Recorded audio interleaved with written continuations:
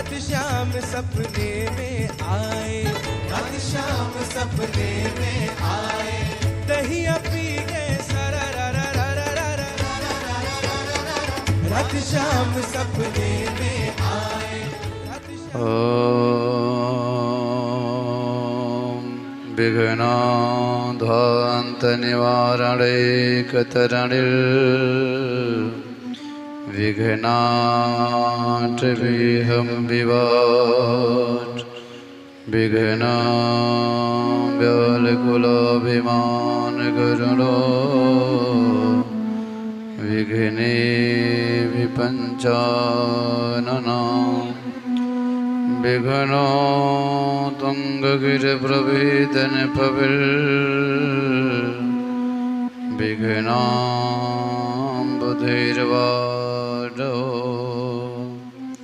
विघ्नागवगगनप्रचण्डपवनो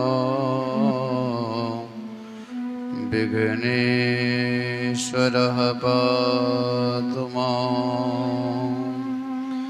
या कुन्देन्दुतुषारहारधवला या शुभ्रवस्त्रावृता या वीणावरदण्डमण्डितकरा या श्वेतपद्मासना या ब्रह्माच्युतशङ्करप्रभृतिभिः देवे सदा वन्दिता सा मां पातु सरस्वती भगवती निःशेषजाड्यापहा। अखण्डमण्डलाकारं व्याप्तं येन चराचरं तत्पदं दर्शितं येन तस्मै श्रीगुरवे नमः। अखण्डानन्दबोधाय शिष्यसन्तापहारिणे सच्चिदानन्दरूपाय तस्मै श्रीगुरवे नमः। ॐ माता रामो मत्पिता रामचन्द्रः स्वामी रामो मत्सखा रामचन्द्रः सर्वस्वं मे रामचन्द्रो दयालुः सर्वस्वं मे रामचन्द्रो दयालुः नान्यं जाने नैव जाने न जाने। वंशी विभूषितकरा नवनीहृदाभा पीताम्बरादरुणबिम्बफलाधरोषात् पूर्णेन्दुसुन्दरमुखादरविन्दनेत्रात् कृष्णात् परं किमपि तत्त्वमहं न जाने। जय जय श्री राधारमण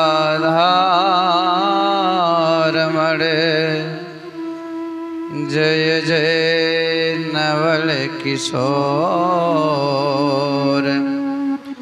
जय गोपी चित चोर प्रभु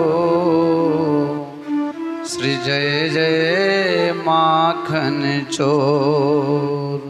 बोल भागवत भगवान की राघवेंद्र सरकार की जय।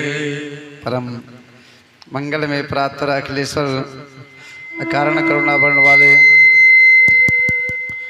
भक्तवांछा कल्पतरु श्री तर्दित विनंदित पीताम्बरधारी श्री बालकृष्ण लाल की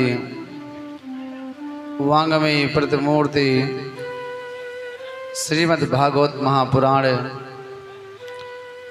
मेरे प्यारे सज्जनों, जब जन्म जन्मांतों का, कल्प कल्पांतों का, युग युगांतों का पुण्य पुंज एकत्रित होता है, तब हम सब लोगों को ऐसा शुभ अवसर प्राप्त होता है कि गोविंद के मंगलमयी कथा का रसास्वादन कर पावें।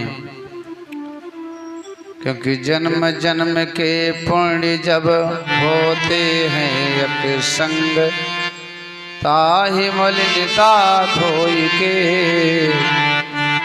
फिर भावे सत्संग। ओ संत जन कहते हैं, जब तलक है जिंदगी फुर्सत न होगी काम से, कुछ समय ऐसा निकालो प्रेम कर लो राम से।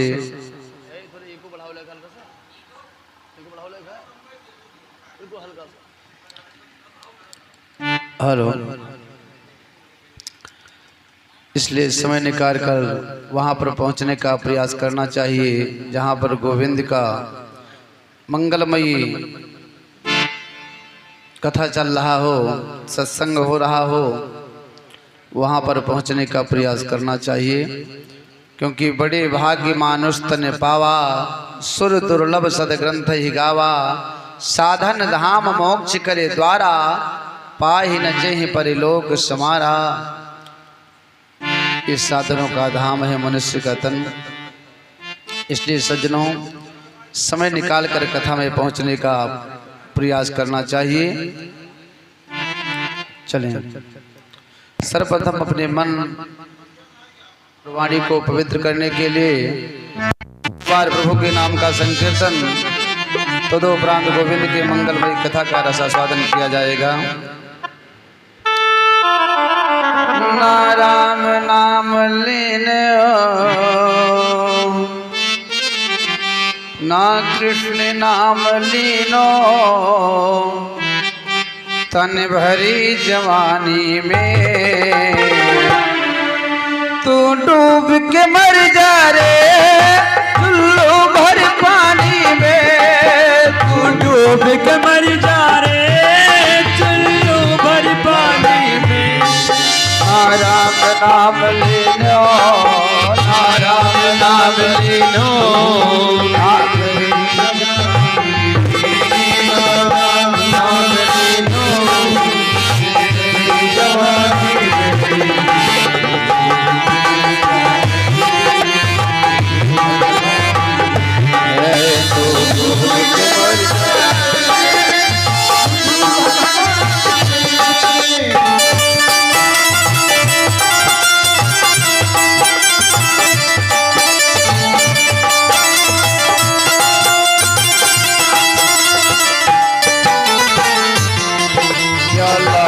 माटी में क्या लायो माटी में, क्या लायो माटी में, खिल जाएगो माटी में।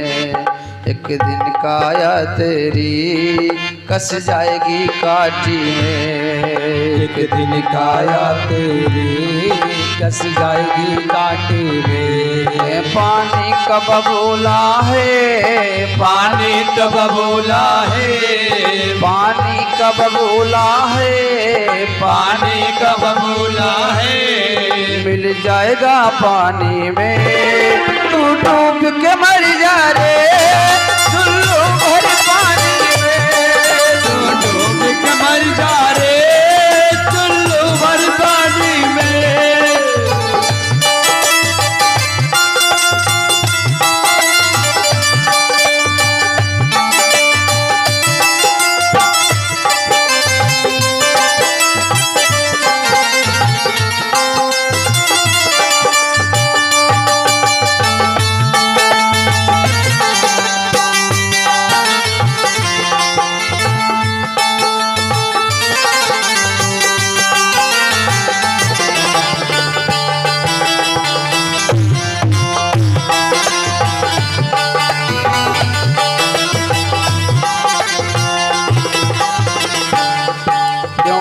करता मेरा मेरा, यहाँ करता मेरा मेरा, यहाँ कुछ भी नहीं है तेरा, यहाँ कुछ भी नहीं है तेरा। एक दिन होगा भैया तेरा मरघट पर डेरा, एक दिन होगा भैया तेरा मरघट पर डेरा। कुछ कमाई के ले जा रे, कुछ कमाई के ले जा रे, कुछ कमाई नहीं पायो, कुछ कमाई नहीं पायो। सारी जिंदगानी में तू डूब के मर जा रे, चुल्लू भर पानी में तू डूब के मर जा रे, चुल्लू भर पानी में। बोल बाके बिहारी राज की जय हो।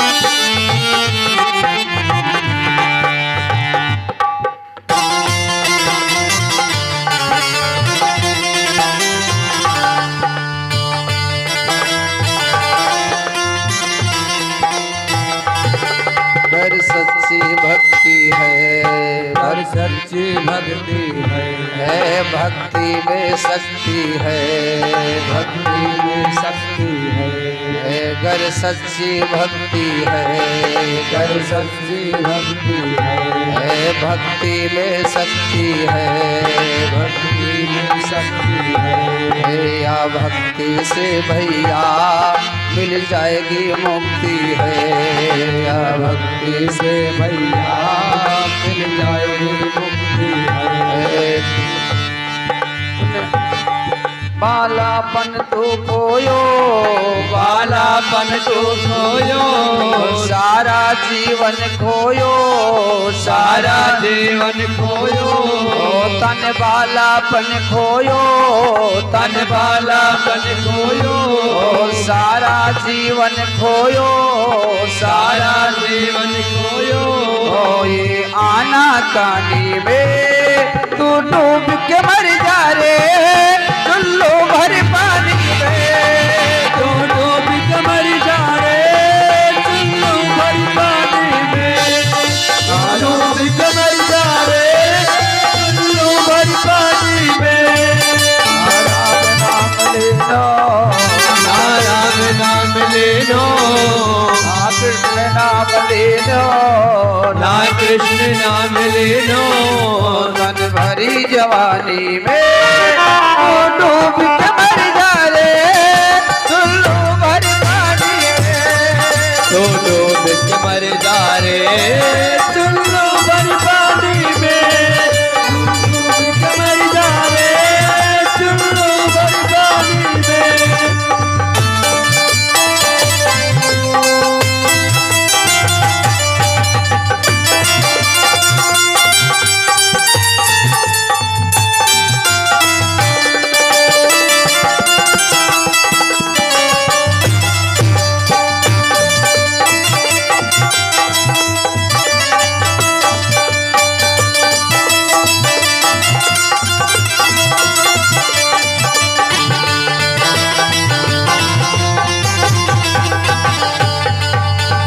बोल बाल कृष्ण लाल जय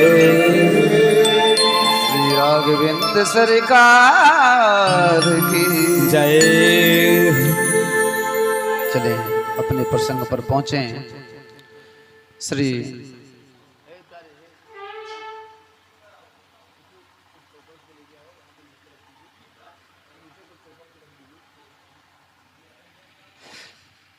परम भागवत का मंगलमयी कथा का श्रवण करना अति आवश्यक है। श्री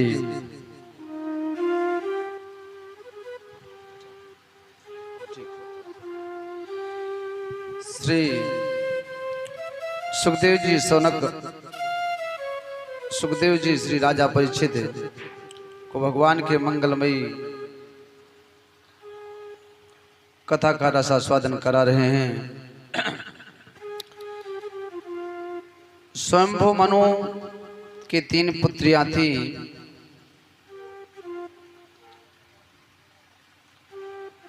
तीनों पुत्रियों के प्रसंग के विषय में सुखदेव जी ने राजा परीक्षित को श्रवण कराया। फिर कहते हैं कि देखो, स्वयंभू मनु के 2 पुत्र भी थे। स्वयंभू मनु के 2 पुत्र भी थे। एक का नाम था प्रियव्रत, दूसरे का नाम था उत्तानपाद। उत्तानपाद कहते हैं जीव को। जब जीव माता के गर्भ में उल्टा टंगा रहता है और जन्म लेने के बाद में अपने कर्म के द्वारा संसार में ऊंचा मान सम्मान पद प्रतिष्ठा जो प्राप्त कर ले उसी को कहते हैं उत्तानपाद। प्रत्येक जीव उत्तानपाद होता है। प्रियव्रत उत्तानपादो शत्रुपापते सुतो वासुदेवस्य कलया रक्षायां जगतो स्थितो। और प्रत्येक उत्तानपाद के 2 पत्नी होती। एक का नाम है सुनीति, दूसरी का नाम है सुरुचि। सुनीत का मतलब होता है जो नीति के अनुसार चले, जो शास्त्र के अनुसार कार्य करें, उन्हें कहते हैं सुनीत। और सुरुचि का मतलब होता है जो मन में आवे सो कर डाले, उसे कहते हैं सुरुचि। अब उत्तानपाद के पत्नी का नाम है सुनीति। घर में सब कुछ है, धन दौलत मकान राजपाट, लेकिन संतान नहीं। और शास्त्र कहता है अपुत्रस्त गतिर्नाथ स्वर्गम नयोचा नयोचा। जिनके तरफ संतान नहीं होती है उनकी गति नहीं होती, स्वर्ग की प्राप्ति नहीं होती है। अब इस बात को राजा उत्तानपाद ने कहीं सत्संग में श्रवण किया। एक दिन घर पर पहुंचे, बहुत उदास हैं। महारानी सुनीति ने कहा, स्वामी आपको क्या हो गया है? आजकल आपके मुखारबिंद पर उदासी छाई रहती है। किसी ने आपका अपमान किया है? क्या हो गया है? कोई बहुत विशेष चिंता कर रहे हो क्या? राजा उत्तानपाद कहने लगे, देवी हमारे घर पर सब कुछ है, लेकिन इस घर का कोई वारिस नहीं। कम से कम इस राज प्रशासन को संभालने वाला तो कोई होना चाहिए।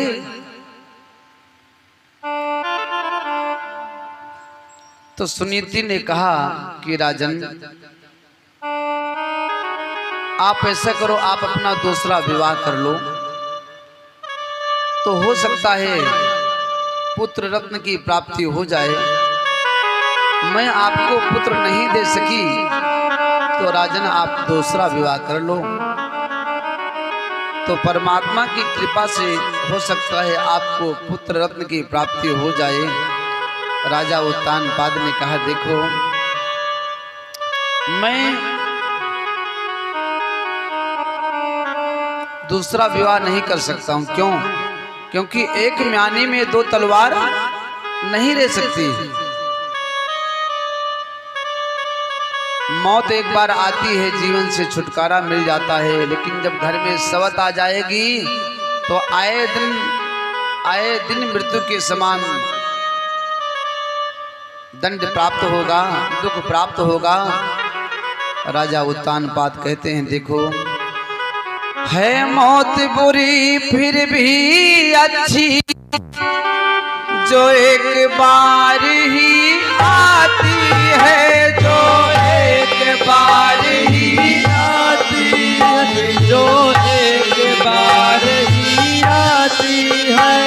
मौत से सवती 100 बार बुरी छाती दिन रात जलाती है। मौत से 100 बार बुरी छाती दिन रात जलाती है। मौत से 100 बार बुरी छाती दिन रात जलाती है। देखो एक बार आएगी, कम से कम छुटकारा तो मिल जाएगा, लेकिन घर में सवत आ जाएगी तो आए दिन कष्ट उठाना पड़ेगा। इसलिए मैं विवाह नहीं करूंगा। लेकिन सुनीति ने कहा स्वामी आप विवाह कर लो। एक दिन क्या हुआ, राजा उत्तानपाद शिकार खेलने के लिए सुदूर प्रांत में गए। वहां पर उन्होंने एक राजकुमारी को देखा और उस राजकुमारी के साथ में गंधर्व विद से जो है राजा उत्तानपाद ने विवाह कर लिया। विवाह करके डोली पर महारानी सुरुचि को बिठाकर राजा उत्तानपाद अपने घर के लिए प्रस्थान किए। और जब डोला लेकर के घर पे पहुंचे, महारानी सुनीति को पता चला कि महाराज उत्तानपाद दूसरा विवाह करके यहाँ पर आए हुए।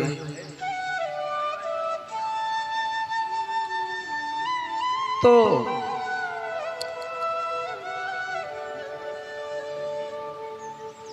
क्या हुआ, एक फूल के थाली में सुंदर आरती सजा करके, हल्का सा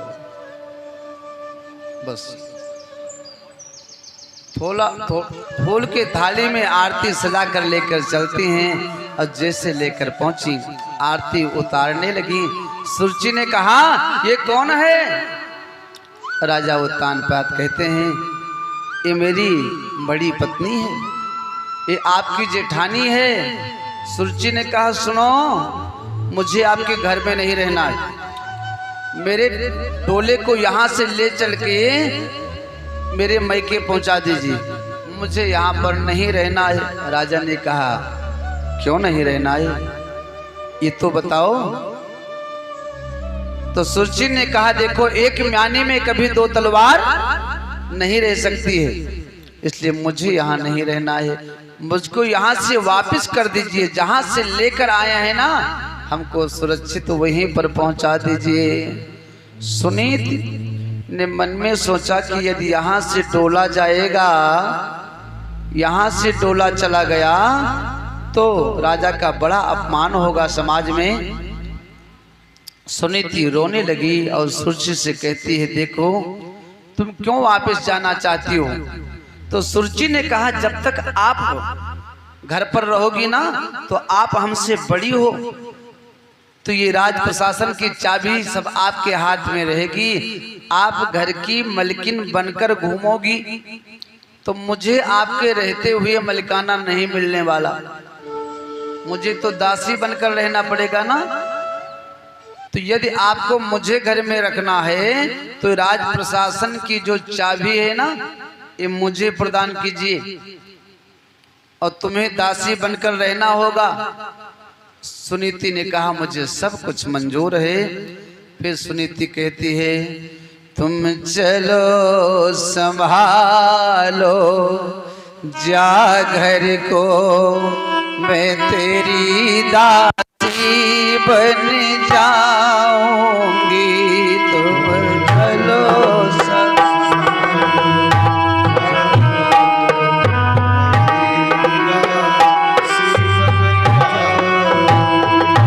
तुम चलो संभालो जा घर को, मैं तेरी दासी बन जाऊंगी, तुम चलो संभालो जा घर को, मैं तेरी दासी बन जाऊंगी, तुम चलो संभालो जा घर को,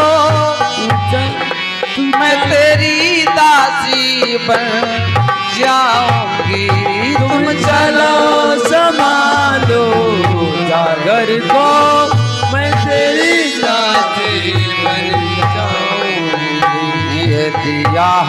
से डोला जाएगा, यदि यहाँ से मैं के जाओगी, मैं खाई जहर मर जाऊंगी। तुम चलो संभालो जाकर को।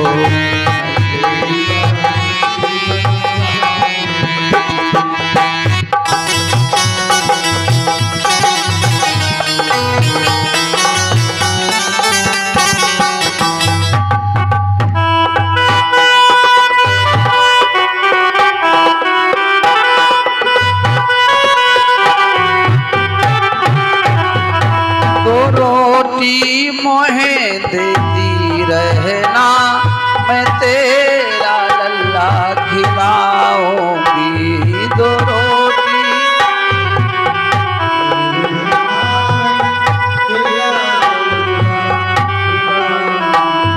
दो रोटी मोहे देती रहना, मैं तेरा लल्ला खिलाऊंगी।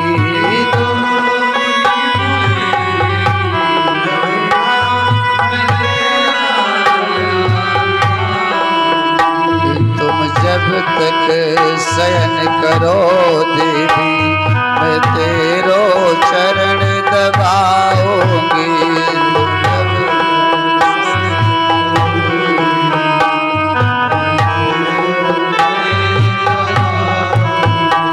तुम चलो संभालो जागर को, मैं तेरी दासी बन जाऊंगी। तुम चलो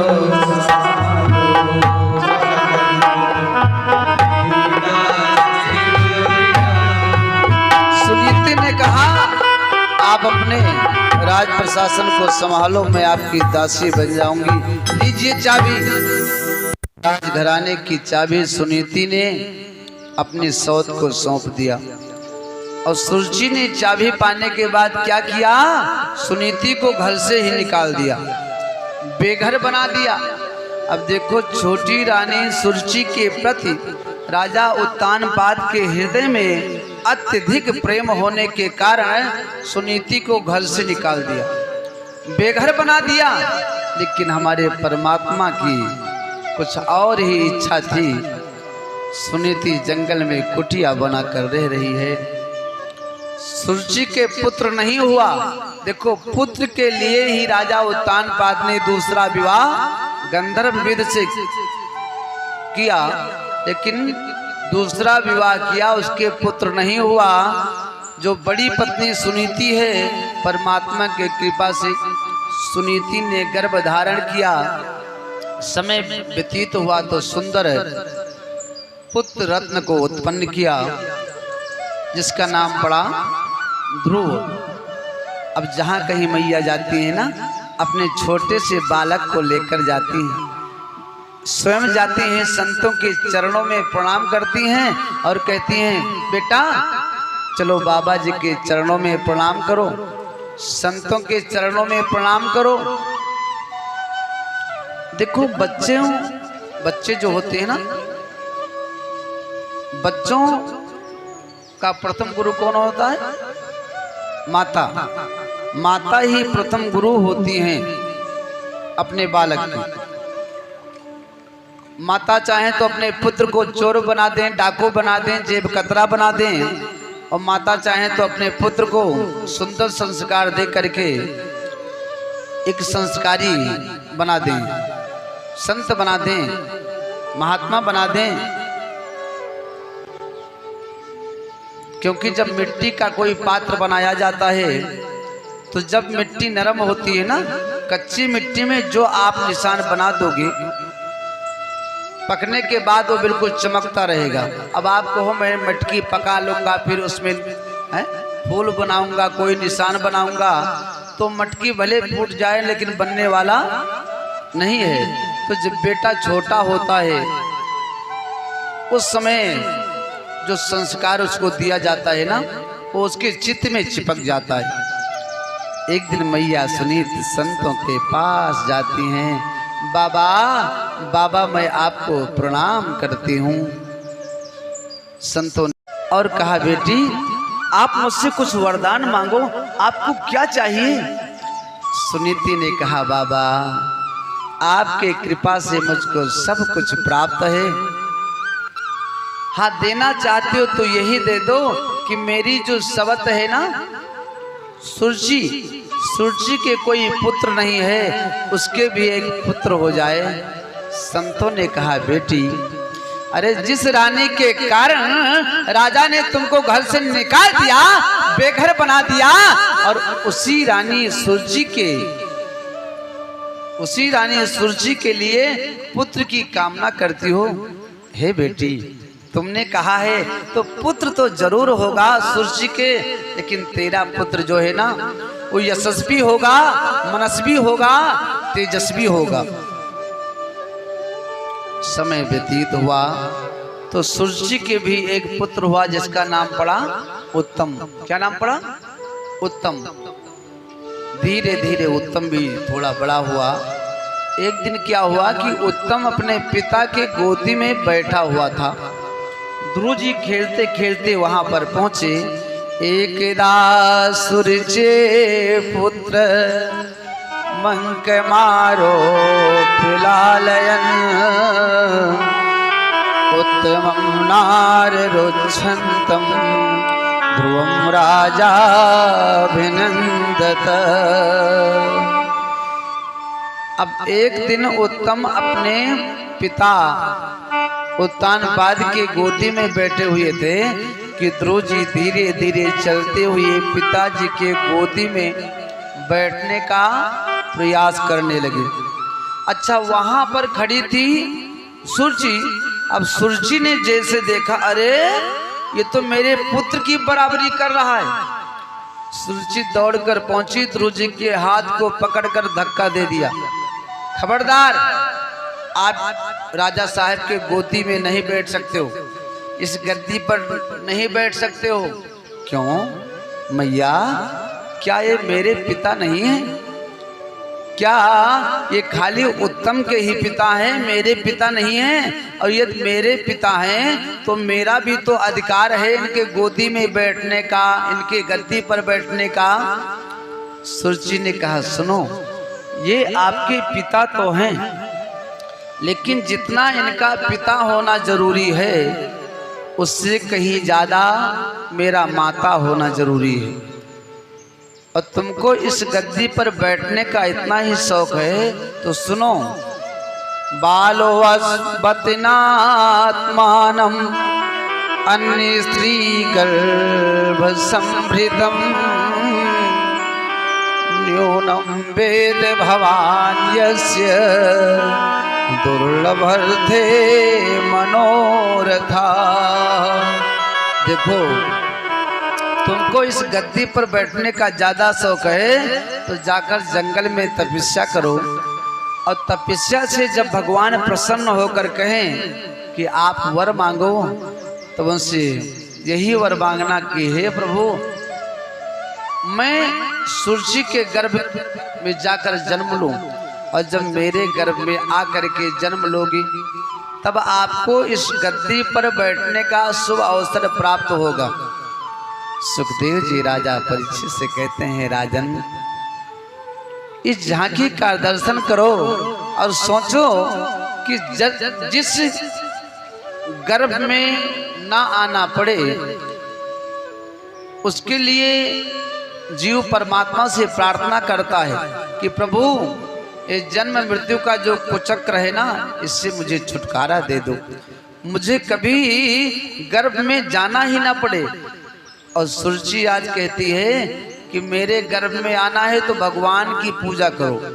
यानी भगवान के पूजा से भी बड़ा सुरजी का गर्भ है, भगवान के पूजा से ज्यादा महात्मा सुरजी के गर्भ का है।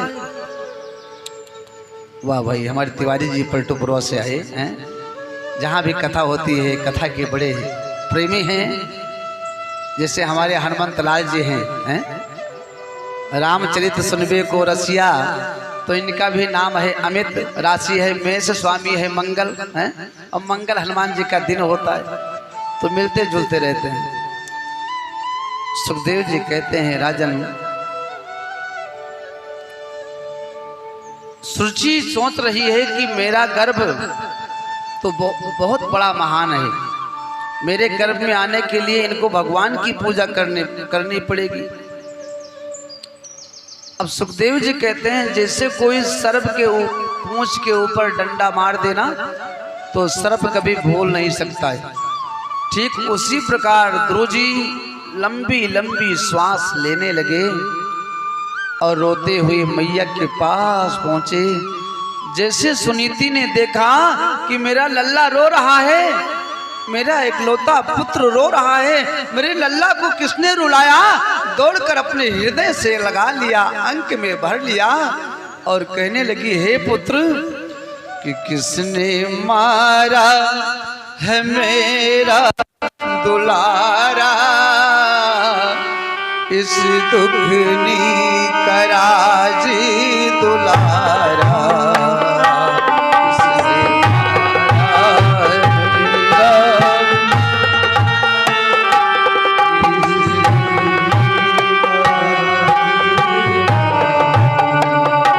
किसने मारा है मेरा दुलारा, इस दुखनी कराज दुलारा, किसने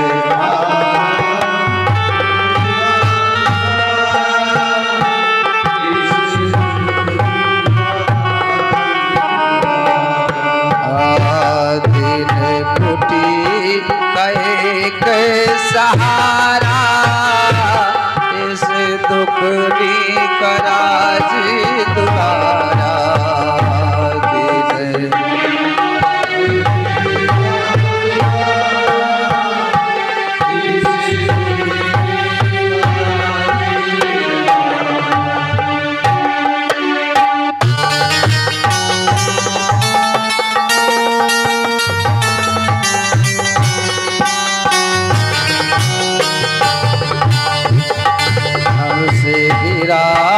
महीने छेड़ा इनके काया धारे ये बेटा, नव से गिरा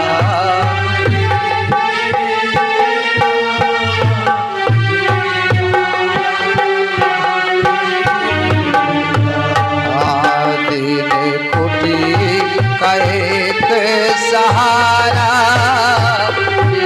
दुखनी कराज दुलारा,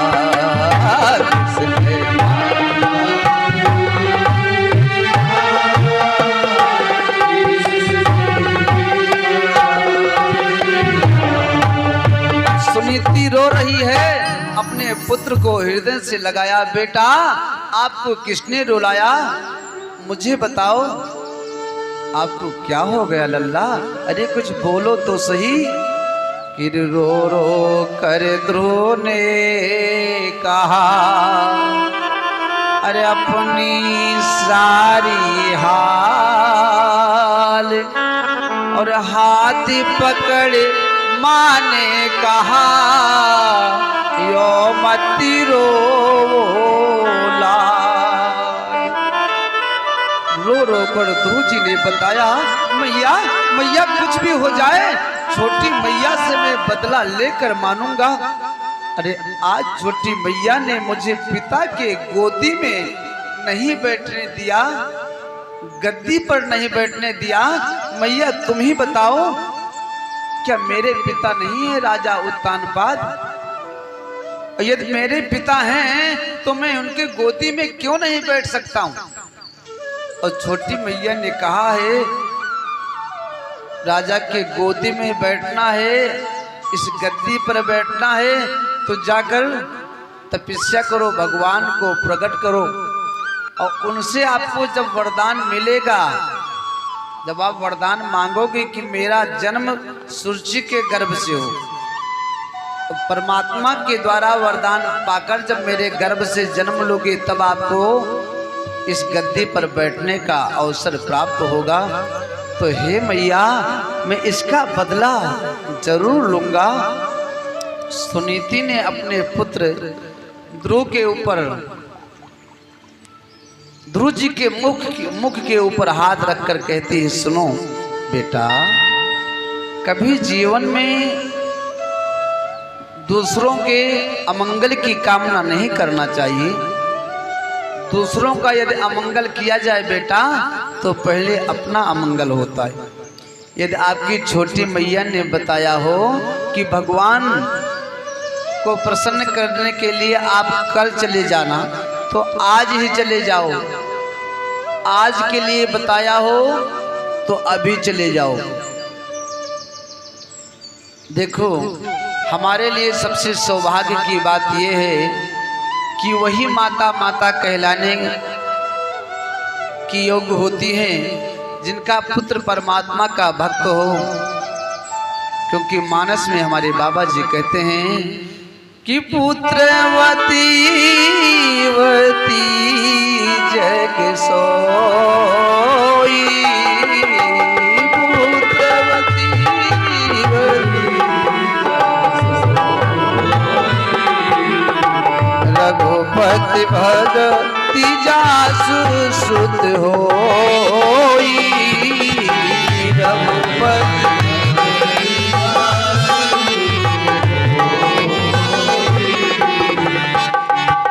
देखो वही माता माता कहलाने की योग्य होती है जिनका पुत्र परमात्मा का भक्त हो। बेटा मैया ने कल को बताया हो तो आज ही चले जाओ, आज को बताया हो तो अभी निकल जाओ घर से। ध्रुव जी कहते हैं मैया परमात्मा रहते कहाँ हैं ये तो बताओ।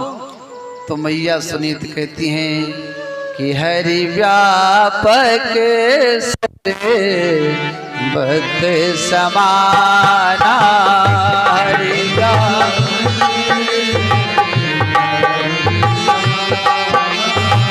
प्रेम प्रगट होई मैं जाना,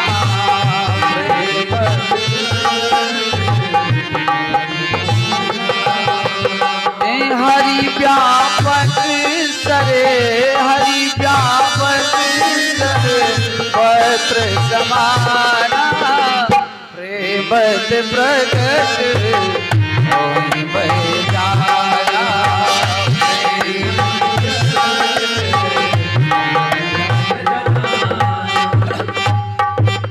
अरे मेरी लल्ला परमात्मा तो सर्वत्र हैं, लेकिन जहां आपका प्रेम पुष्ट हो जाएगा ना वहीं पर मेरे गोविंद आपको दर्शन दे देंगे। अब ध्रुव जी घर से निकल पड़े। छोटा सा बालक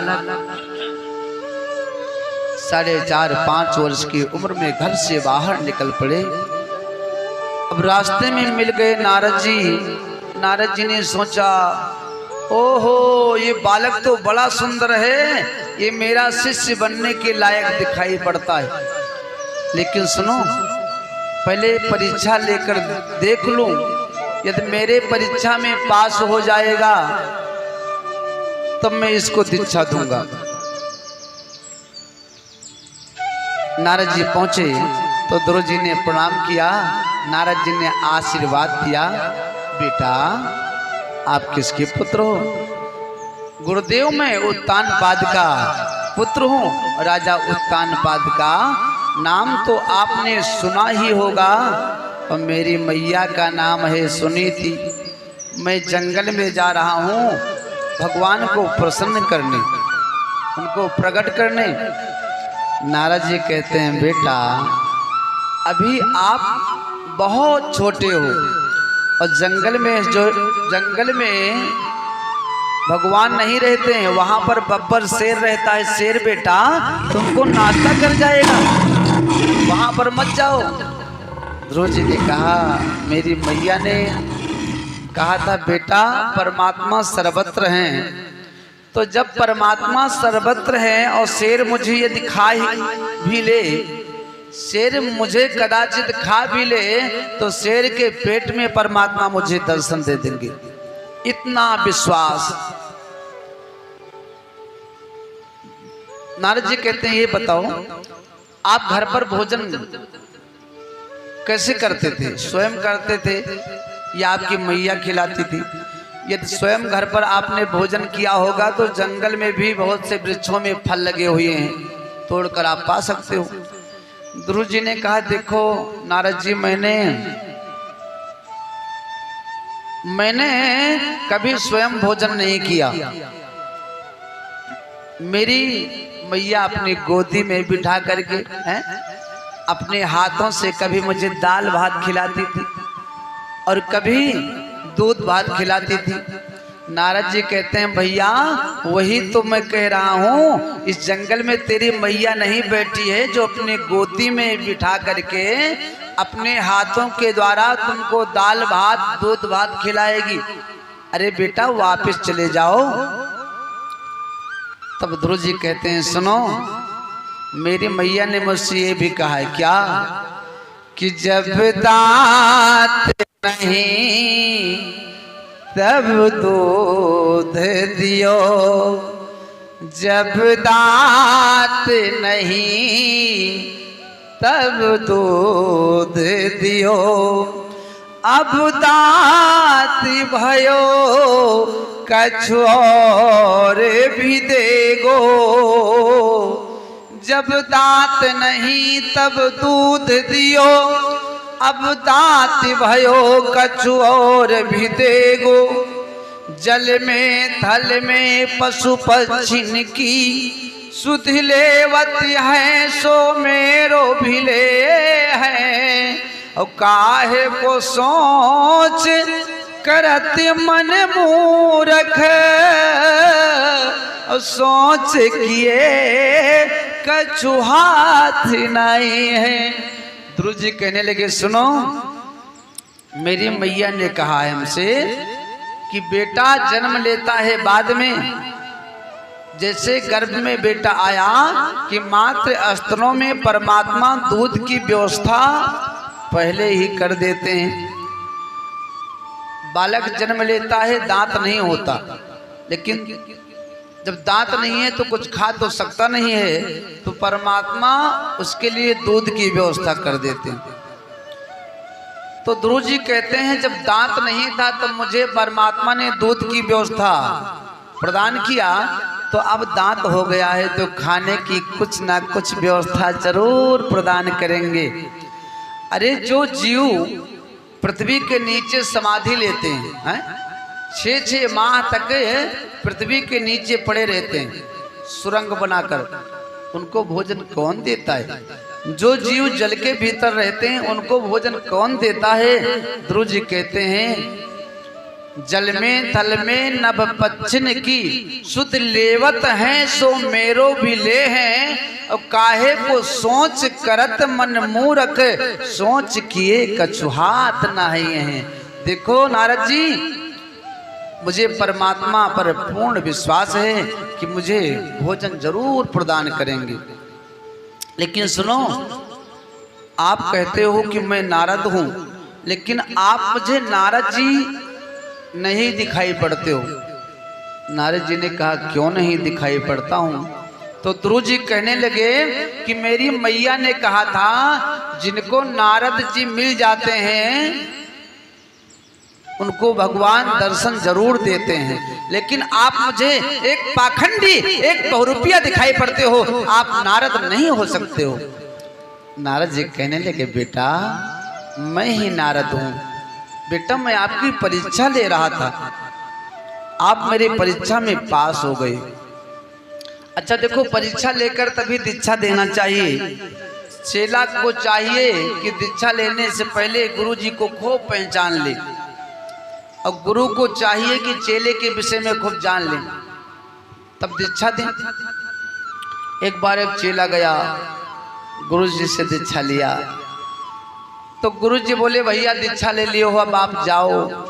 यही जेठ आषाढ़ का महीना था। चेले ने कहा गुरुदेव हमारे घर का नियम है दीक्षा लेने के बाद 1 माह तक गुरु जी की सेवा किया जाता है, उन्हीं के घर पर रहा जाता है। गुरु जी ने कहा ठीक है, फिर आप 1 माह तक यहीं पर विश्राम करो। अब इतने में क्या हुआ, गुरु जी को स्मरण हुआ कि गाय जो बाहर बंधी हुई थी अभी बाहर ही बंधी है, धूप बहुत तेजी से है। तो गुरुदेव ने कहा चेले से बेटा गाय बाहर बंधी है, धूप लग रही है, बेचारी चिल्ला रही होगी, चीख रही होगी, तो उसको खोल कर लेकर आओ और छाया में कर दो, छाया में बांध दो। अब चेले ने हाथ जोड़ा, गुरुदेव, अरे बंधन से मुक्त करना ये तो गुरु का काम होता है, चेले का नहीं होता है? बेचारे गुरुदेव गए, गाय को खोल कर लेकर आए हैं, छाया में बांधे। दूसरे दिन में कहीं बादल हुआ, कुछ पानी का आसार बना, तो गुरुदेव ने कहा बेटा शायद पानी बरसने वाला है, तो देखो जो छत के ऊपर कपड़े टंगे हैं ना, उनको उतार कर नीचे ले आओ। तो चेले ने कहा गुरुदेव ये बिल्ली बाहर से आई है, इसके ऊपर जरा हाथ मारो। तो गुरुदेव ने कहा इसका क्या मतलब है? चेले ने कहा गुरुजी ये पानी बरस रहा होगा तो बिल्ली का रोया गीला होगा, पता चल जाएगा, फिर मैं जाऊं नाहक में क्यों जीना चढ़ूं। अब गुरुदेव बेचारे स्वयं जा कर के कपड़ों को उतार कर लेकर आए। 2-4 दिन और बीता, कोई दूसरा चेला गुरुदेव से मिलने के लिए आया, बहुत सारी मिठाई लेकर आया, गुरुदेव को मीठा प्रदान किया, दक्षिणा प्रदान किया और कहा गुरुदेव अब मैं चल रहा हूँ। अब वो तो चला गया। अब गुरुदेव ने वही पहले वाले उदंड चेले को गुरुदेव ने पुकारा, बेटा हाँ गुरुदेव क्या आप मीठा खाओगे? चेले ने हाथ जोड़ा, एक पांव के बल पर खड़ा हो गया और कहा गुरुदेव मैंने आपका 2 कहना नहीं माना, ये तीसरा कहना नहीं मानूंगा तो आप नाराज हो जाओगे, लो मैं सारा मीठा खा लेता हूँ। तो कुछ चेले ऐसे भी होते हैं। तो नारद जी कहते हैं बेटा मैं इसीलिए परीक्षा ले रहा था, आप मेरी परीक्षा में पास हो गए हैं, लेकिन बेटा ये बताओ क्या आपने किसी से मंत्र लिया, गुरु बनाया? क्योंकि हमारा शास्त्र कहता है क्या कि गुरु बिन भव निध तरय न कोई, गुरु बिन भव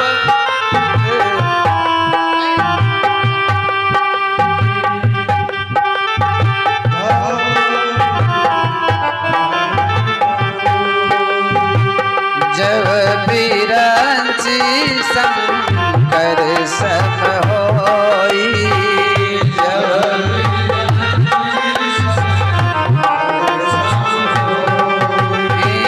गुरु बिन भाव निध, गुरु बिन तरय न कोई, जब बिरंची शंकर सम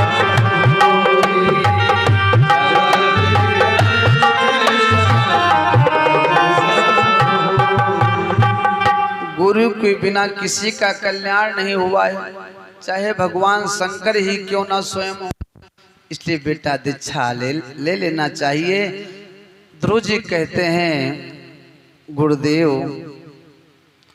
आपसे सुंदर मुझे कोई और मिलेगा ही नहीं दीक्षा देने वाला, आप ही मुझे दीक्षा प्रदान करो। सो नारद जी ध्रुव जी के कान में 12 अक्षर मंत्र प्रदान कर देते हैं। कहते हैं इसी मंत्र का जप करना बेटा। 12 अक्षर मंत्र क्या है? ओम नमो भगवते वासुदेवाय। इसी मंत्र का बेटा जप करना। बेटा फल खाकर भजन करना, पत्तों को खाकर भजन करना है, जल को पीकर भजन करना, हवा को पीकर भजन करना। बेटा मुझे विश्वास है एक ना एक दिन भगवान आपको दर्शन जरूर देंगे। अब ध्रुव जी वहां से चल देते हैं परमात्मा का भजन करने के लिए और कहते हैं हे प्रभु मैं आपके पास कैसे पहुंचूंगा, मुझे कोई रास्ता दिखाओ। कि हे प्रभु मुझे बता दो, अरे हे प्रभु मुझे बता दो, चरणों में कैसे आऊं, हे प्रभु मुझे बता दो, चरणों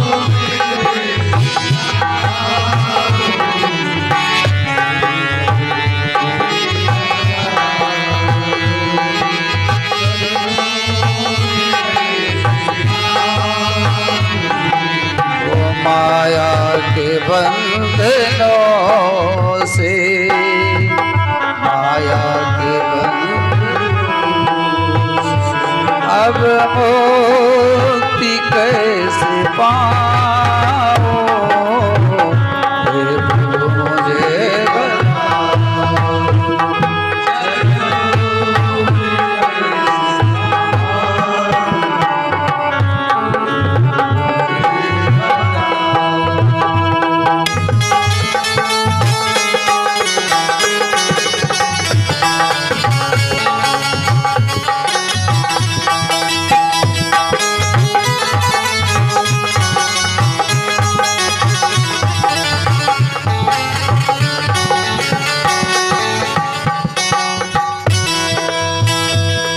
न जानो कोई पूजन, अज्ञान हो मैं भगवन,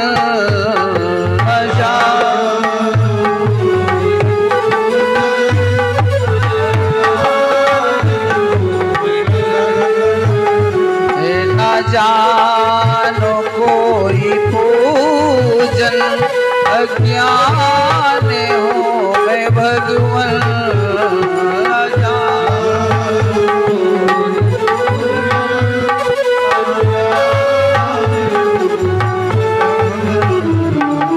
करना कृपा दयालो, करना कृपा, बंधन से छूट जाओ, हे प्रभु मुझे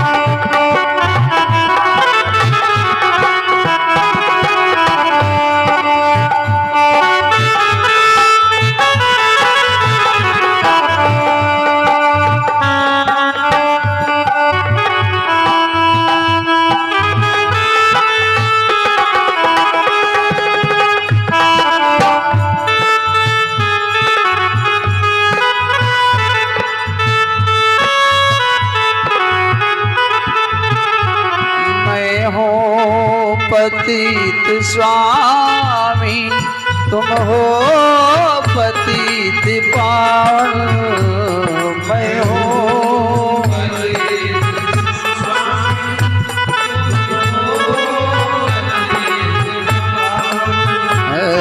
मैं हूँ पतित स्वामी, तुम हो पतित पावन, मैं हूँ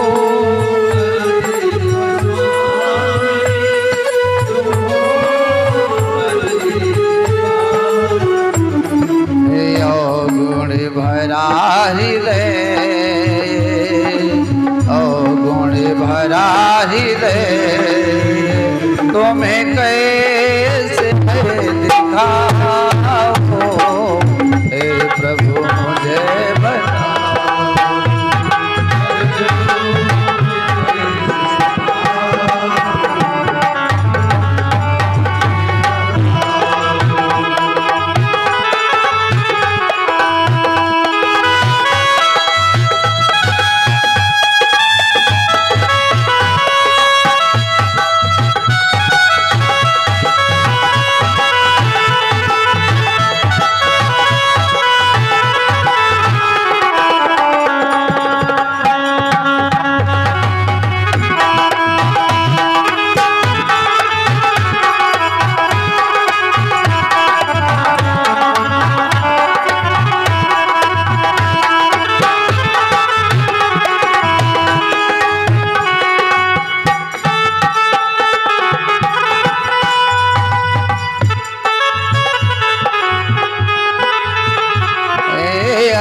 अच्छा हो या बुरा हो, जैसा भी हो तुम्हारा, अच्छा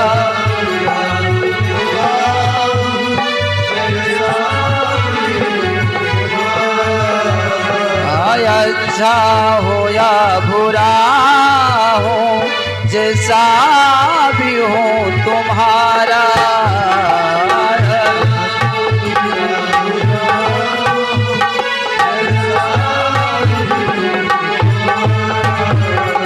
ठुकराओ ना मुझे अब, ठुकराओ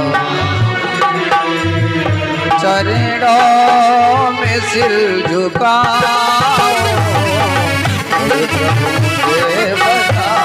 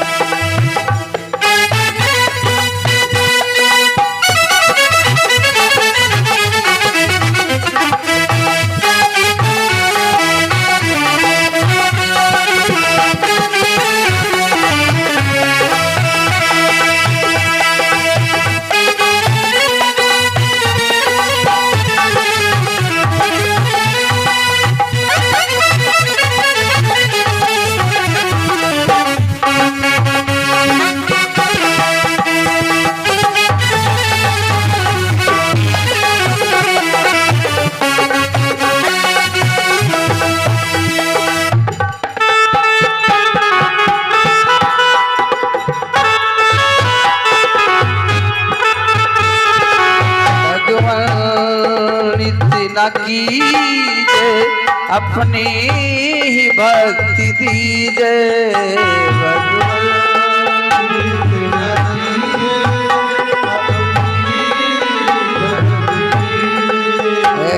भगवान तू इतना कीजे अपनी ही भक्ति दीजे, भगवान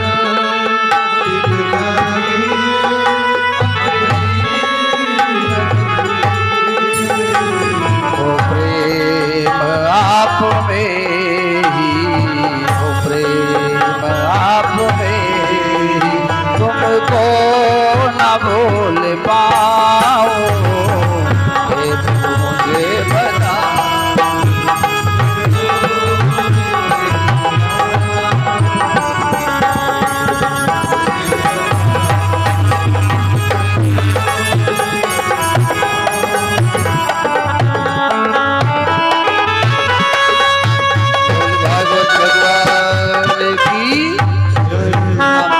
परमात्मा के नाम का स्मरण करते हुए पहुंचे वट वृक्ष के नीचे, खड़े होकर परमात्मा के नाम का भजन करते हैं। भजन का प्रथम माह चल रहा था, 3 दिन तक कुछ नहीं खाए। तीसरे दिन सूर्यास्त के बाद में वृक्ष के फल को तोड़कर खा ली। भजन का दूसरा महीना जब प्रारंभ हुआ तो 6 दिन तक कुछ नहीं खाए। 6वें दिन वृक्ष के पत्तों को तोड़कर खा ली। तीसरा महीना जब भजन का लगा तो 9 दिन तक कुछ नहीं खाए। 9वें दिन जल पीकर रह गए। तीरातांत्रे प्राप्ते कपित्ति बदिरासना आत्मवृत्ति नुसारेण मासे नित्यं वर्जयं हरिम। प्रत्येक महीने में उपवास का 3-3 दिन बढ़ने लगा, लेकिन जब 5वां महीना लगा तो पंचमे मास नित्यात् जित श्वासो जितेंद्रिया। जैसे 5वां महीना लगा तो ध्रुव जी ने अपने श्वास को जो है रोक लिया, ब्रह्म रंध्र पर चढ़ा लिया। सारे देवता व्याकुल हो गए। अग्नि, वरुण, कुबेरा, इंद्र आदि देवता ब्रह्मा जी के पास पहुंचे। पाहि माम प्रभु मेरी रक्षा करो। ब्रह्मा जी ने कहा क्या हुआ? अरे प्रभु मैं सांस नहीं ले पा रहा हूं, कोई उपाय कीजिए। तो ब्रह्मा जी कहते हैं देखो, नैवं विदामो भगवन प्राण रोधम चराचरस्याखिल सात्मधाम्ना विदेहि तन्नो वृजनात् विमोक्षं प्राप्तं वयं त्वां शरणं शरणं। ब्रह्मा जी ने कहा, हे देवताओं, जैसा मैं आज देख रहा हूँ जीवन में ऐसा कभी नहीं देखा था। आप लोग सांस नहीं ले पा रहे हो ना, वही दशा हमारी भी है। चलो नारायण के पास। जब ब्रह्मा जी देवताओं को लेकर नारायण के पास पहुंचे, प्रभु हम लोगों के श्वास अवरुद्ध हो रहे हैं, कोई उपाय करो नहीं तो प्राण निकल जाएंगे। नारायण ने कहा, मेरा छोटा सा लल्ला, मेरा छोटा सा भगत अपने श्वास को रोक लिया मेरे दर्शन के लिए। चलो मैं दर्शन देता हूँ, सब ठीक हो जाएगा। अब जिस झांकी को अपने हृदय में ध्रुव जी बसाकर परमात्मा का चिंतन नेत्र को बंद करके कर रहे थे, उसी रूप में हमारे प्रभु प्रकट हो गए। बोल लक्ष्मी नारायण भगवान की। अब जैसे प्रभु प्रकट हुए तो उनके हृदय से, ध्रुव जी के हृदय से झांकी अंतर ध्यान हो गई। अब परमात्मा सामने खड़े हैं, ध्रुव जी देख रहे हैं लेकिन बोल कुछ नहीं सकते। वो ज्ञान ही नहीं है कि वो स्तुत कर सके। तो हमारे प्रभु ने क्या किया, अपने शंख को उठाया और ध्रुव जी के मस्तक में लगा दिया। और जैसे मस्तक में लगाया कि मोकम करोति वाचालम पंगुम लंघयते गिरिम यत् कृपा तमहं वंदे परमानंदम माधवम। देखो, यदि नारायण की कृपा हो जाए तो मोकम करो तो वाचालम, जो गूंगा होता है वो बोलने लगता है। पंगुम लंघयते गिरिम, जो लंगड़ा हो वो पहाड़ पर चढ़ जाता है। जैसे प्रभु ने अपने शंख को ध्रुव जी के कपोल में लगाया तो वेद वेदांतों का जो ज्ञान था ना, वो ध्रुव जी के मस्तक में प्रस्फुटित हो गया, समाहित हो गया। तब ध्रुव जी कहते हैं, हे प्रभु, आप पार ब्रह्म परमेश्वर हो। आपके कृपा के द्वारा ब्रह्मा जी सृष्टि का सृजन करते हैं, भगवान शिव संहार करते हैं, भगवान विष्णु पालन करते हैं,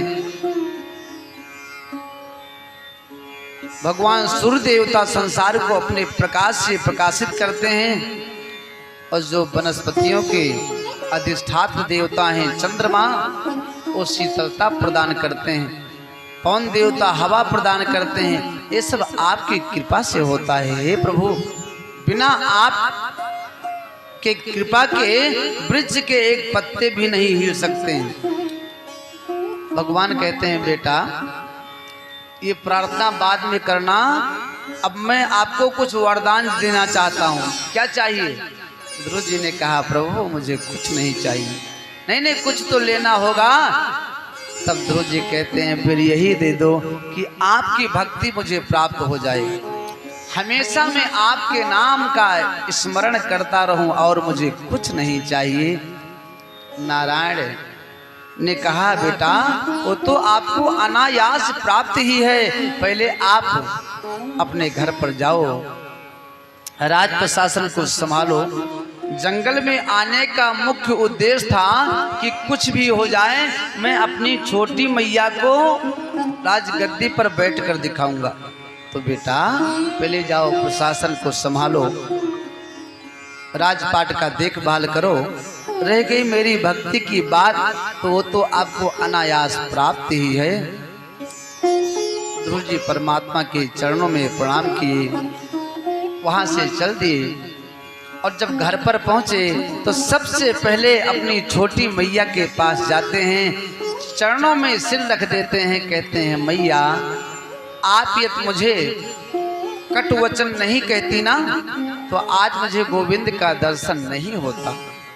फिर जाते हैं पिताजी के पास।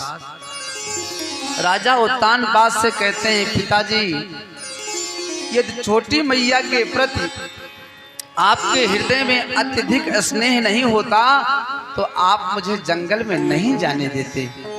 और अंत में जाते हैं अपनी मैया सुनीति के पास, चरणों में गिर जाते हैं, किलकारी लेकर ध्रुव रोने लगते हैं, नेत्रों से आंसुओं की धार बहने लगती है और कहते हैं, हे मैया, मैं परमात्मा से यही प्रार्थना करूंगा कि देखो जैसे मुझको आप प्राप्त हुई हो ना, ऐसे हर बच्चे को आप जैसी माँ प्राप्त हो। आपने मुझे बचपन में सुंदर संस्कार नहीं दिया होता तो मैया आज मुझे गोविंद का दर्शन नहीं होता। उत्तानपाद अपनी पत्नी सुरुचि से कहने लगे, देखो मेरा बेटा कितना संस्कारी, आपने घर से इसको भगा दिया, बेघर बना दिया, फिर भी सबसे पहले आपके चरणों में आकर प्रणाम किया। गद्दी पर बैठने के लायक यही बेटा है। अब ध्रुव जी को गद्दी पर बिठा दिए और पत्नी को लेकर राजा उत्तानपाद तपस्या करने चले गए। समय व्यतीत हुआ तो जो सुरुचि का पुत्र था उत्तम, एक दिन उत्तम ने क्या किया, कुबेर के बगीचों में जाकर के हरे भरे वृक्षों को तोड़ने लगा। तो कुबेर के जो यक्ष थे उन यक्षों ने कहा, देखो आप एक राजकुमार हो और इन हरे भरे वृक्षों ने आपका क्या बिगाड़ा है, आखिर इनको क्यों तोड़ना चाहते हो। यक्षों के रोकने पर उत्तम नहीं माना तो उत्तम और यक्षों के बीच में भयानक युद्ध हुआ और युद्ध में यक्षों के द्वारा उत्तम की मृत्यु हो गई। अब जब भाई की मृत्यु हो गई तो ध्रुव जी रथ पर बैठकर धनुष बाण लेकर के पहुंच गए युद्ध करने। अब ध्रुव जी ने क्या किया, कुबेर के अनेकों यक्षों को मार डाला, यहाँ तक कि युद्ध करने के लिए कुबेर को भी आना पड़ा। अच्छा देखो, ध्रुव जी को भगवान का दर्शन तो मिला था लेकिन सत्संग नहीं मिला था। जैसे शिशुपाल था, शिशुपाल को भगवान श्री कृष्ण का कम से कम 10, 20, 50 बार तो दर्शन हुआ ही होगा, लेकिन उसको सत्संग नहीं मिला था। तो जब मिलता था तभी कन्हैया को गाली देने लगता था। ध्रुव जी को भगवान का दर्शन तो हुआ, नारद जी ने उपदेश किया, उपाय बताया तो दर्शन तो हो गया, लेकिन सत्संग नहीं मिला। अब देवता लोग पहुंचे, स्वयंभू मनु के पास, कहने लगे, देखो तेरा जो नाती है, तेरा जो पौत्र है ध्रुव, उसको जा करके थोड़ा समझा दो, नाहक में कुबेर के बगीचों में यक्षों को मार रहा है। अब स्वयंभू मनु पहुंचते हैं और कहते हैं, देखो बेटा आप एक संत हो हैं? और संत को चाहिए कि कण कण में परमात्मा का वो दर्शन करें। ध्रुव जी ने कहा, हाँ वो तो है। तो बेटा जब कण कण में परमात्मा है आपको विश्वास है? ध्रुव जी ने कहा, हाँ। तो जिन यक्षों को आप बाण मार रहे हो, ईश्वर अंश जीव अविनाशी, तो क्या उनमें ईश्वर का अंश नहीं है? और यदि उनमें ईश्वर हैं तो क्या आप ईश्वर के ऊपर अपने बाणों का प्रहार कर रहे हो? बेटा संत का स्वभाव होना चाहिए कि दूसरों का कल्याण करें, परोपकार आए पुण्य आए पाप आए परिपीडनम, परिहित सरिस धर्म नहीं भाई और परिपीड़ा सम नहीं अधमाई। इसलिए बेटा दूसरों को कष्ट नहीं देना चाहिए। एक बार एक बिच्छू बहता हुआ जा रहा था गंगा नदी में। एक संत जी अब वहां पर पहुंचे थे स्वयं स्नान करने। तो संत जी स्नान करके बाहर निकल रहे थे कि देखे कि बिच्छू बहता हुआ जा रहा है। तो बिच्छू को निकालने के लिए संत जी ने हाथ को नीचे किया, जल में डाला, बिच्छू को निकालना चाहा, बिच्छू ने डंक मार दिया, हाथ हिल गया, बिच्छू नीचे गिर गया। दोबारा फिर निकालने का प्रयास किया, फिर बिच्छू ने डंक मार दिया, फिर हाथ हिल गया, फिर बिच्छू नीचे गिर गया। अच्छा, वहां पर एक ही व्यक्ति बैठा हुआ था। उसने कहा भैया अरे बह जाने दो ना, अरे आप बार बार प्रयास करते हो इस बिच्छू को निकालने का, अरे ये बार बार आपको डंक मारता है, आप तो इसके साथ में अच्छा कर रहे हो ना, लेकिन फिर भी आपको डंक मार रहा है। तो संत जी ने कहा सुनो, बिच्छू का स्वभाव है पकड़ने वालों को डंक मारना, और संत का स्वभाव है बहते हुए को बाहर निकालना। तब जब ये 5 ग्राम का बिच्छू अपने स्वभाव को नहीं छोड़ सकता है, तब ये 80 किलो का संत अपने स्वभाव को कैसे छोड़ सकता है। इतना कहकर जब संत ने बिच्छू को निकाला तो डंक नहीं मारा। तो स्वयंभू मनु कहते हैं बेटा आप एक संत हो, यक्षों के स्वभाव में आपके स्वभाव में फर्क होना चाहिए, अंतर होना चाहिए। आप एक संत हो, आपको ये सब करना शोभा नहीं देता है। और संत का हृदय जो होता है ना, वो मक्खन से भी चिकना होता है, क्योंकि गोस्वामी जी कहते हैं कि संत हृदय नव नीत समाना,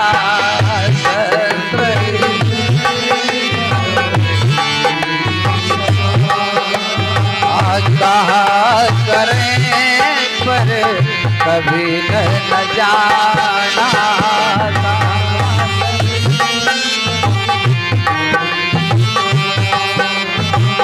निज परिताप द्रव्य नवनीता, निज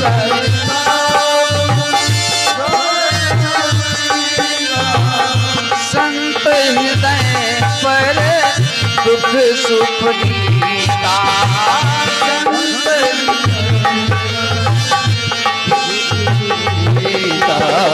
संत हृदय नवनीत समाना, संत हृदय कहा करें पर कभी न जाना।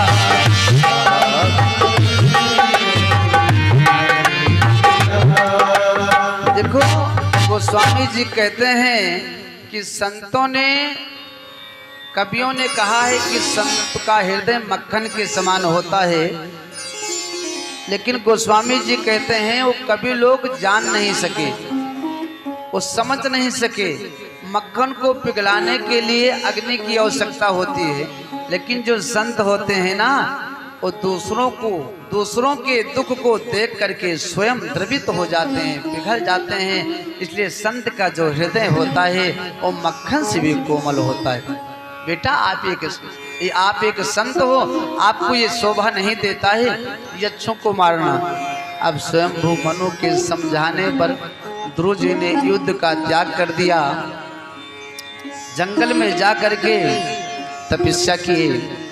और जब भगवान के पार्षद विमान लेकर पहुंचे, इतने में एक देवी जी आ गई। ध्रुव जी ने कहा मैया आप कौन?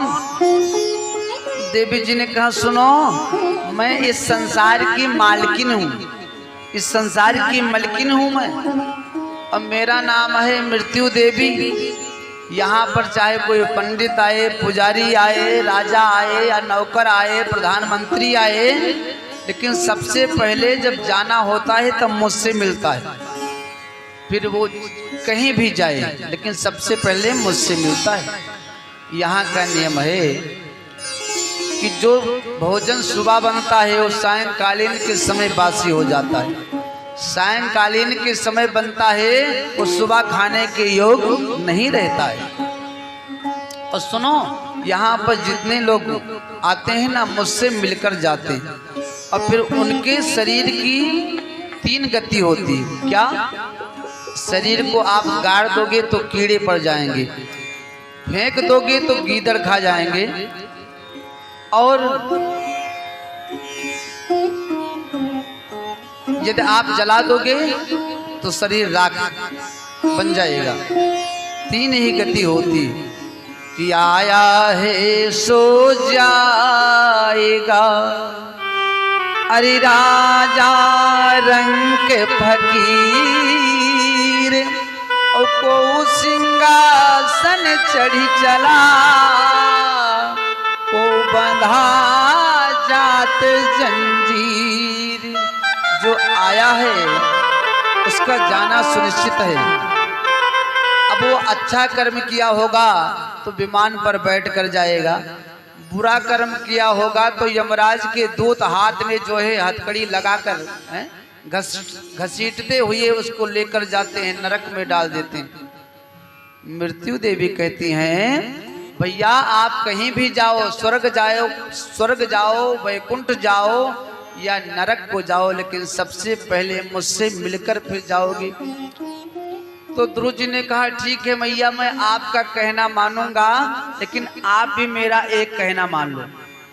क्या कहना मानना है? तो ध्रुव जी कहने लगे आप थोड़ा अपने सिर को झुका लो। अब जैसे मृत्यु देवी ने अपने सिर को झुकाया कि मृत्यु मूर्धनिम पदम दत्वा आर रोहाद घृतम ध्रुवम, ध्रुव जी ने क्या किया, मृत्यु के सिर पर अपने पैर को रखा और दूसरा पैर उठा करके विमान में रख लिया। अब विमान पर बैठकर ध्रुव जी जब चलने लगे, मृत्यु देवी टुकुर टुकुर देख रही हैं और भगवान के पार्षद विमान पर बिठा करके ध्रुव जी को लेकर चल दिए। अब रास्ते में पहुंचे, ध्रुव जी ने पार्षदों से कहा सुनो सुनो मुझे यहीं उतार दो, मुझको नीचे उतारो। क्यों भैया आप भगवान के धाम को नहीं चलोगे? भगवान ने आपको बुलाया है। ध्रुव जी ने कहा मेरे माता पिता कहाँ हैं? बिना अपने माता पिता को साथ में लिए मैं नहीं जाने वाला। भगवान के पार्षदों ने कहा ध्रुव जी से आगे देखो जो विमान जा रहा है ना उसमें आपके माता पिता बैठे हुए हैं। अपने माता पिता को लेकर ध्रुव जी पहुंचे परमात्मा के पास और प्रभु ने ध्रुव जी के लिए ध्रुव लोक ही बसा दिया। आज भी कन्या और वर का जब विवाह संपन्न होता है रात्रि के समय तो आचार्य जन ध्रुव तारा को साक्षी मनवा करके वर कन्या को दाम्पत्य जीवन के बंधन में जो है बांधते हैं। ध्रुव जी को ही साक्षी मानते हैं वर कन्या, फिर पत्नी के रूप में जो है वर कन्या से पत्नी के रूप में परिणित होते हैं। तो ये सब किसकी कृपा से हुआ कि ध्रुव सो गलानी जप्यो हरि नाम,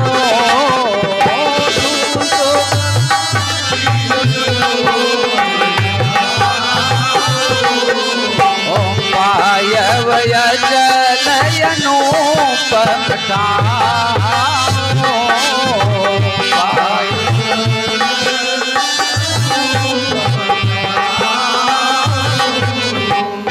ये सब किसके कृपा से हुआ?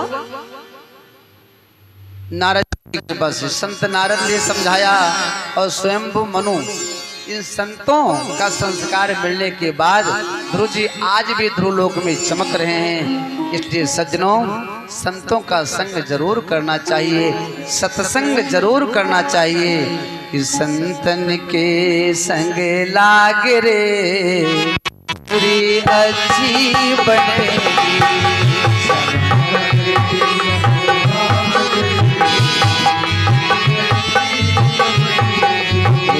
अच्छी बनेगी तेरी किस्मत जगेगी,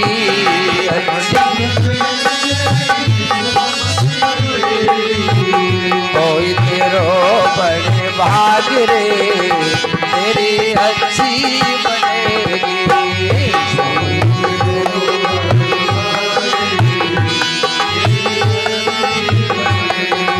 संतन के संग लाग रे तेरी अच्छी बनेगी।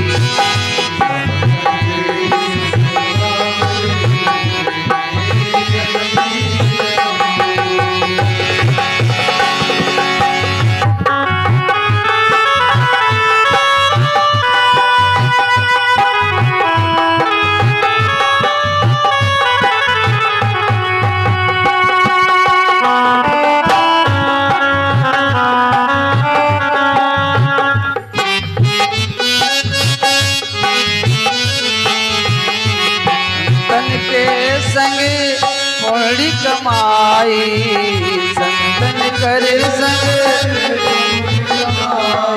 पुण्य कमाई, हाँ पुण्य कमाई,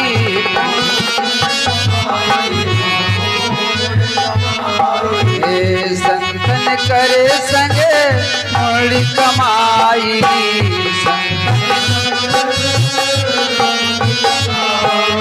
राम चरण अनुराग रे तेरी अच्छी बनेगी।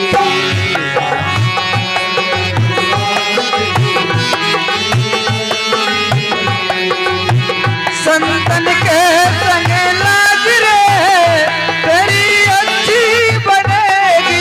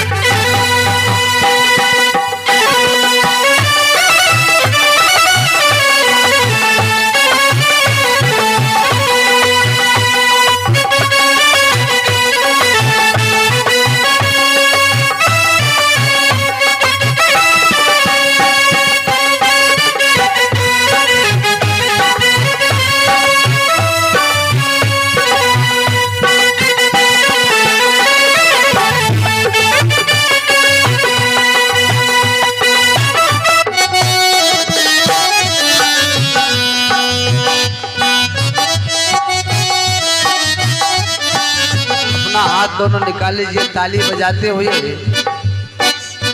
सब लोग साथ ताली बजाते हुए कीर्तन करेंगे। राम कथा सुंदर कर ताली। हमारे मास्टर साहब भी बैठे हुए हैं पूरा दिन। आजकल तो विद्यालय में भाई अवकाश चल रहा है, इससे ताली बजाने में कृपणता नहीं होना चाहिए। सब लोग ताली बजाते हुए कीर्तन करेंगे। ध्रुज की बन गई प्रहलाद की बनी गई,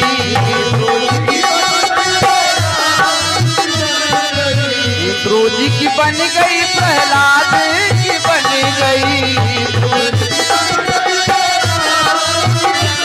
प्रहलादों की बन गई, प्रहलादों की बन गई,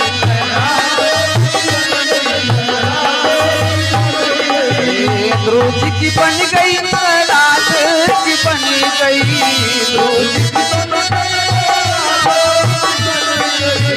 हरि सुमिरन में लाग रे तेरी अच्छी बने।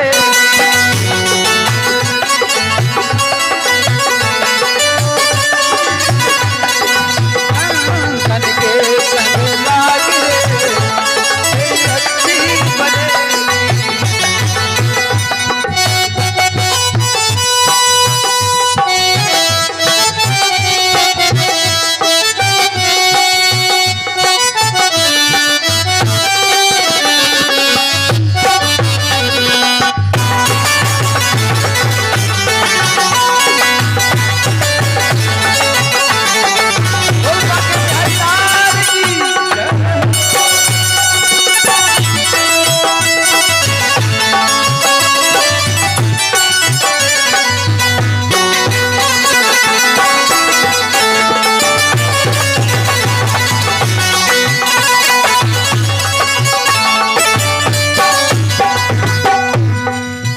मोहनिसा में बहुत दिन सोयो,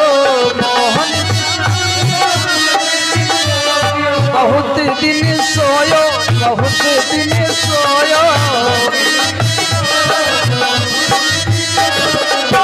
मोहनिसा में बहुत दिन सोयो, मोहनिसा में,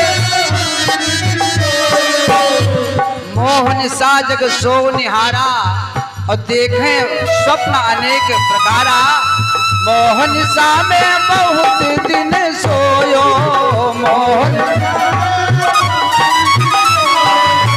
जाग सको तो जाग रे तेरी अच्छी बने।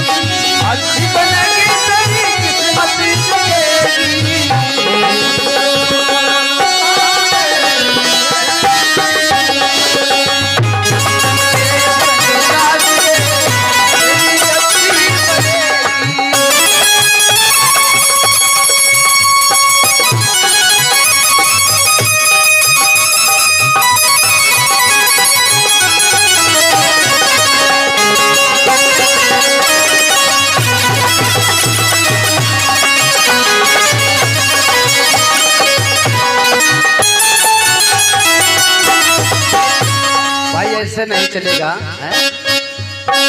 ताली बजना चाहिए। अच्छा ताली आप मुझे उधार दे दो, कल ले लेना। 2-4 ताली हमको दे दीजिए। अरे एक ताली तू हमका उधार देगा, एक ताली तू हमका उधार देगा।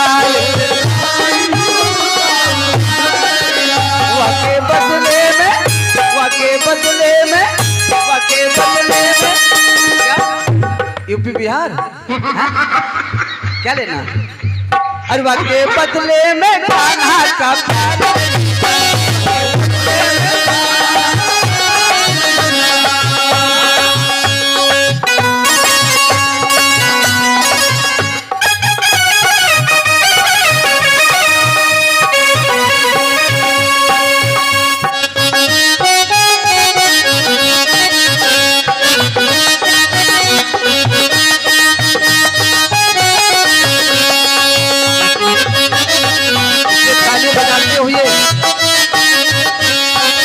बजाते हुए कीर्तन करना है। सुत जित नारी पीने आता है, सुत जित नारी पीने आता है। त्याग सको तो त्याग रे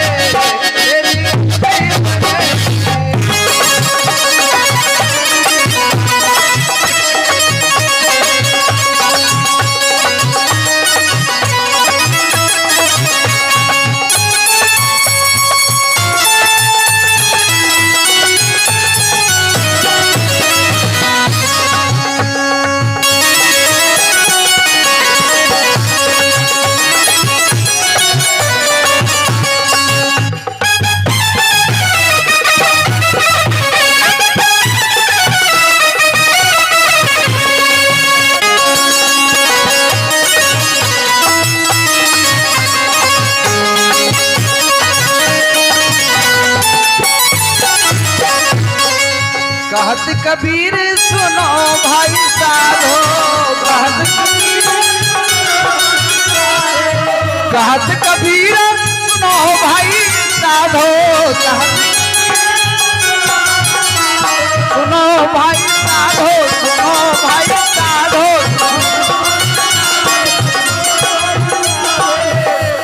कहत कबीर सुनो भाई साधु नहीं साधो, मतलब इसको साधिए। कहत कबीर सुनो भाई साधो, भाग सको तो भाग रे तेरी अच्छी बनेगी। भाग सको तो संतन के संग लाग रे तेरी अच्छी बनेगी।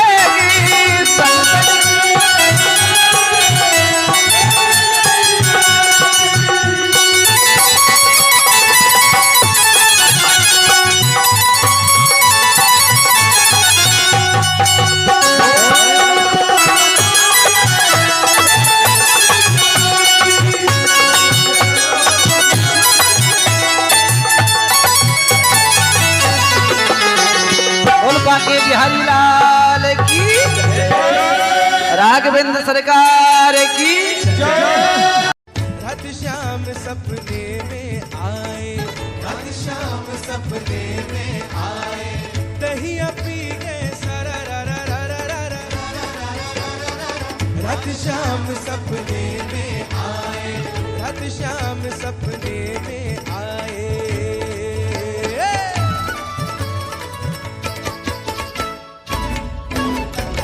जब शाम मेरो मखन खायो।